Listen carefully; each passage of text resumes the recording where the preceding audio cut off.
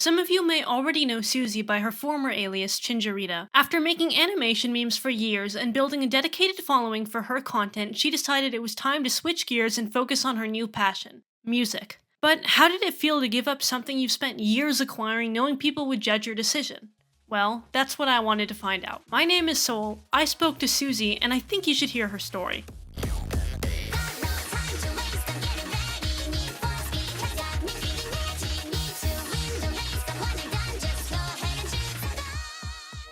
By the way, today's background music features Suzie's instrumentals. The songs will be listed in order in the description below, so check them out. And if you'd like to hear a sneak peek of some of her unreleased songs, stick around.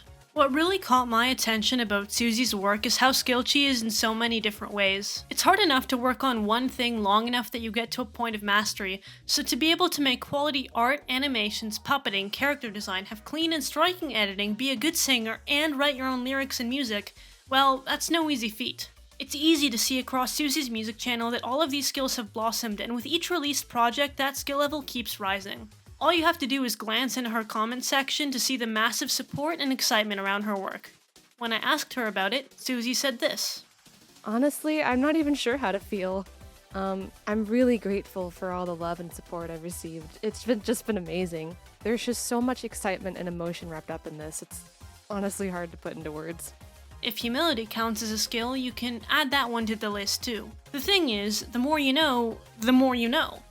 I've always found it to be an exponential formula where each new skill you learn gets increasingly easier and you improve faster within it. Which is maybe why Speed of Spice, Suzie's newest single, has incredibly slick and eye-catching editing despite her inexperience in the genre.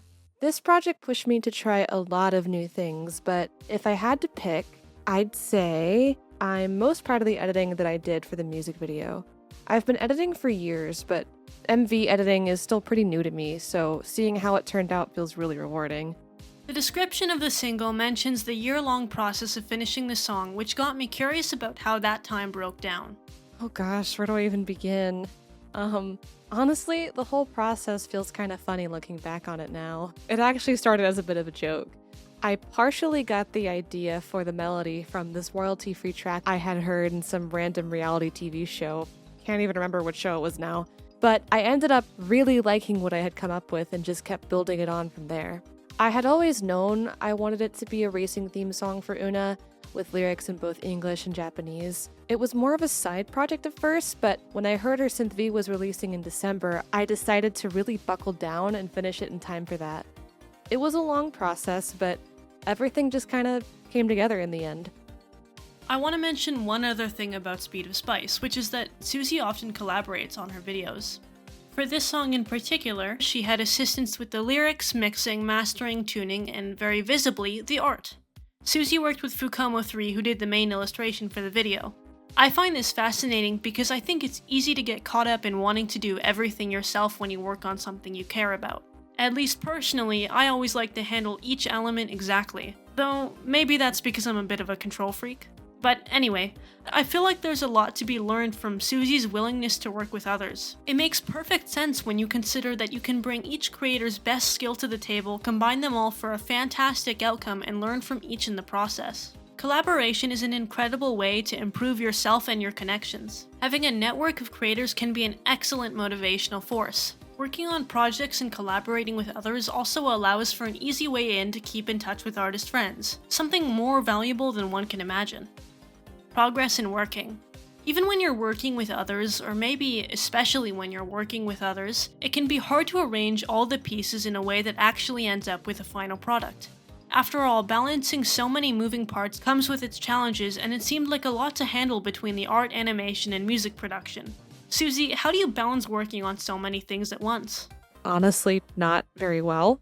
I tend to bounce between projects whenever I get bored with the one that I was working on before. I like to work on things when I feel most passionate about them, so sometimes I'll take month-long breaks on a project, and other times I'll get so locked in that I forget to hang out with my friends for like days. Oops. It's definitely not the most organized way to work, and I would not recommend it, but I guess being spontaneous is just how I work. There are thousands of possible workflows out there, and what works for each person will differ, but I like Suzie's strategy of having multiple projects going at once. It allows you to always be excited about your work, which is essential to not getting burned out. The switch. Okay, I can only hold my curiosity for so long, so let's move on to my biggest question going into this interview. Why did Suzie move channels, and why did she switch her content so drastically? There were a lot of reasons behind it, honestly. Animation memes just weren't bringing me the same happiness that they used to.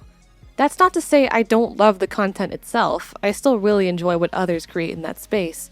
But for me, it became harder to navigate, especially with the parasocial dynamics that started to creep in. It just didn't really feel healthy for me anymore. Making Vocaloid-related content has always been a dream of mine, though. You can even see hints of it in some of the animation meme content I made way back in the day. So, in a way, moving into music feels like a really natural step forward for me. It's never really been a secret that the animation meme community tends to be very parasocial, largely because that's kind of what happens when you mix a young online audience with young creators. Especially when kids in their early teens go viral, managing boundaries and expectations can be tough. I think it makes a lot of sense that as Suzie's had some years past, there's been more of a desire to step out of that space. But making that switch came with its challenges. Suzie also told me about how that expectation from her audience added a lot of pressure when making the transition. I think one of the biggest challenges was figuring out what I wanted to focus on and sticking with it. It felt like a bit of an identity struggle for a while, especially since I was known for animation memes for so long. Letting go of that and knowing some of my audience wanted me to keep doing that was really tough. It's that same young audience that can make such a major change more difficult than it has to be. I'm sure many people can resonate with the idea of getting popular for one thing and later down the line realizing that they want to expand, change, or alter their work in some way. It's a natural part of growing up and growing as an artist, visual or otherwise. However, when you've been getting praise and popularity for several years for that one thing, you wonder if making such a big change will make you lose your following, lose what you've spent years building up. But what's the point of making work you don't believe is furthering your goals anymore? I think Suzie has an immense amount of courage for making that change, and I think it's something people don't realize the strength of. Because very likely, you will lose some of the progress you've made in that time, and people will miss your old content. But there's also an entire world of potential audience members, fans, and people who will adore your new work.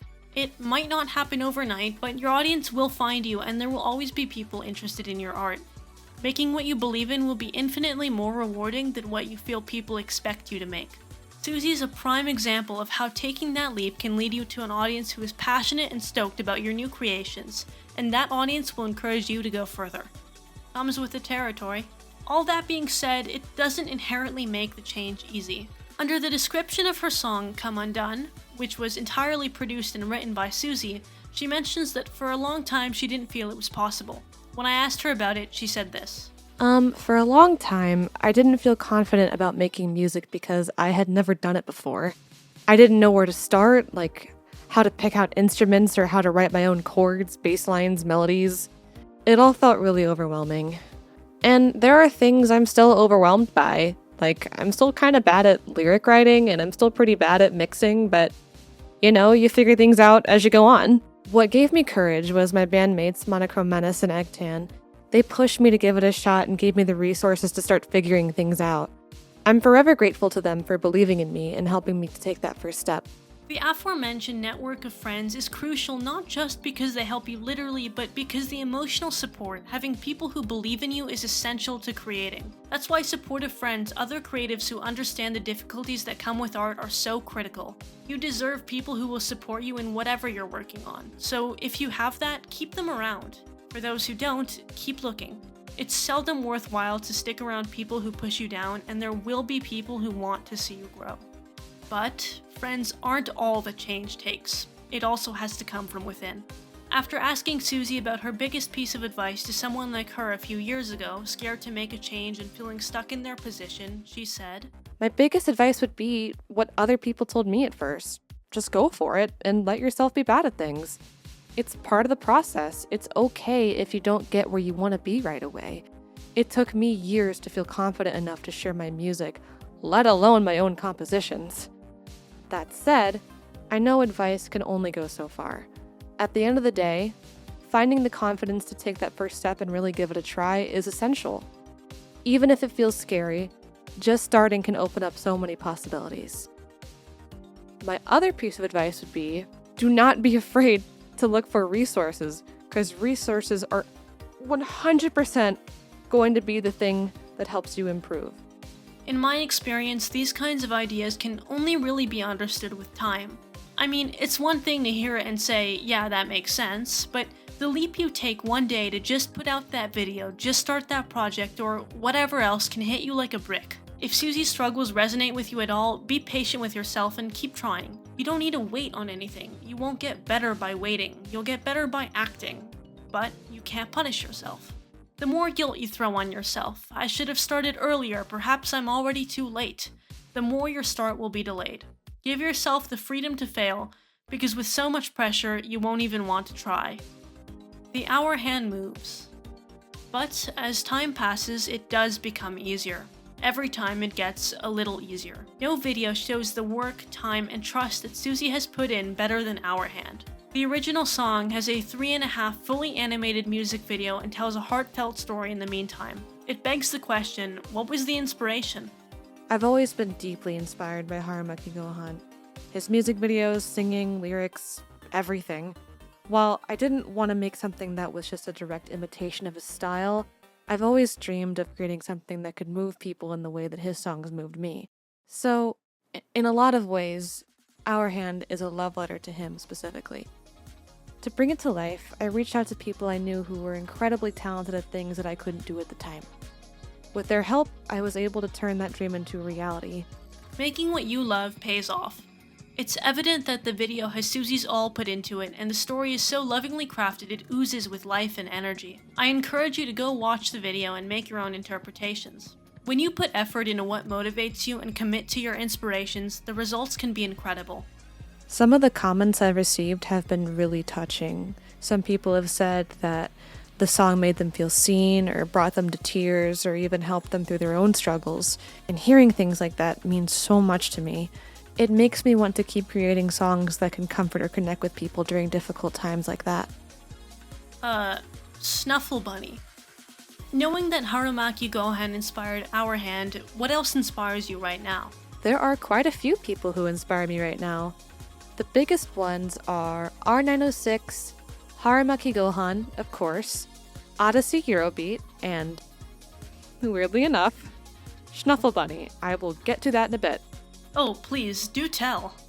Snuffle Bunny is definitely the oddball here, but hear me out.